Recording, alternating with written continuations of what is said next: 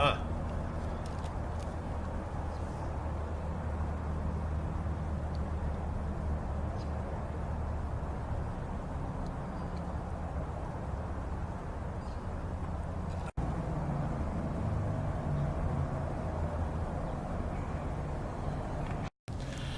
If one looks at the Roman military system, one will recognize that the possession of a large empire has come into their hands as the prize of their valor, not as a gift of fortune. For this people does not wait for the outbreak of war to practice with weapons, nor do they sit idle in peacetime. Rather, they seem to have been born with weapons in their hands. It's from the military historian Josephus. He was a Jewish historian in the 1st century A.D. Hey, Bill here with Chacote Outdoor Recreation. So, I've been doing a lot of reading about the Roman army and learned something new. You know, when they conquered an area, one of the first people that they wanted to capture alive was the blacksmith, because they were a mobile army and they conquered new territory. And the blacksmith, he knew all about metal, you know. He knew how to repair spears and swords and armor, and so he was a very valuable commodity when you captured a new area. And one of the most prized things in the Roman army was the blacksmith and the working of metal. And 93 years ago, well, almost 98 years ago now, a young Italian guy in Providence, Rhode Island, got with his brothers and started a company called Colonial Knife Company. And they used all the centuries of that metalworking to form this. This is a Forest Master pocket knife, and they are very, very hard to get. You're probably never going to see one in that pristine condition. You see how that shines? That is absolute pristine condition. It's got a few dings here and there, but for as old as it is, it's in really immaculate condition.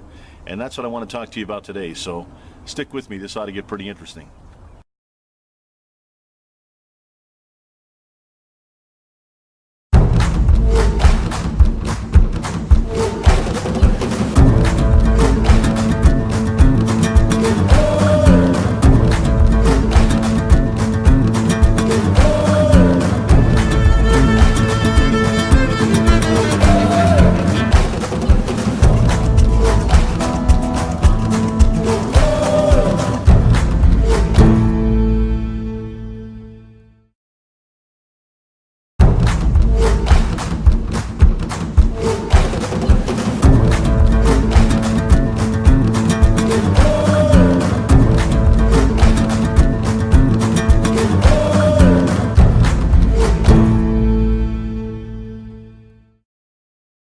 So you can see it's pretty standard. You get your standard knife blade on there, and unlike other Forest Masters, this one is the really rare one. This is the stainless steel one, and absolutely gorgeous. I was pretty lucky to get this.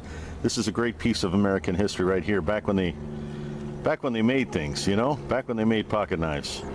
And it's got all of the other things that you would find typically on a camp type knife, but this one was just in immaculate condition, and I really dig it.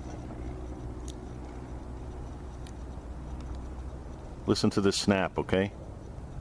See if you can hear the snap. Above the aircraft noise, see if you can hear the snap. Think about how old that is and what good condition that is. Forest Master.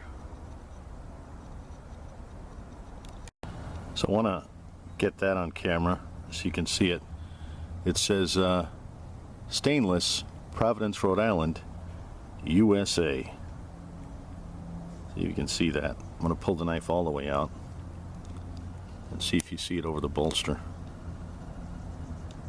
Let's see if we can get that in there. You really can't once I fully open it. But just a thing of absolute beauty.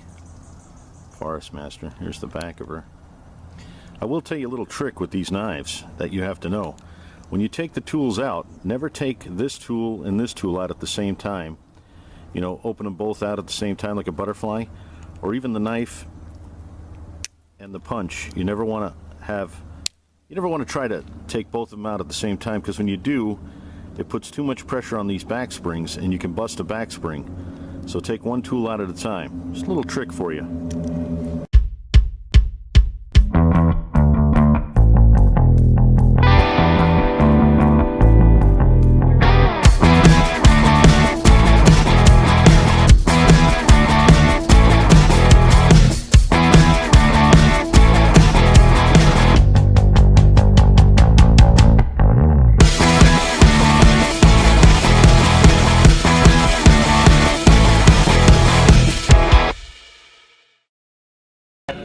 Stay safe, stay warm, stay free.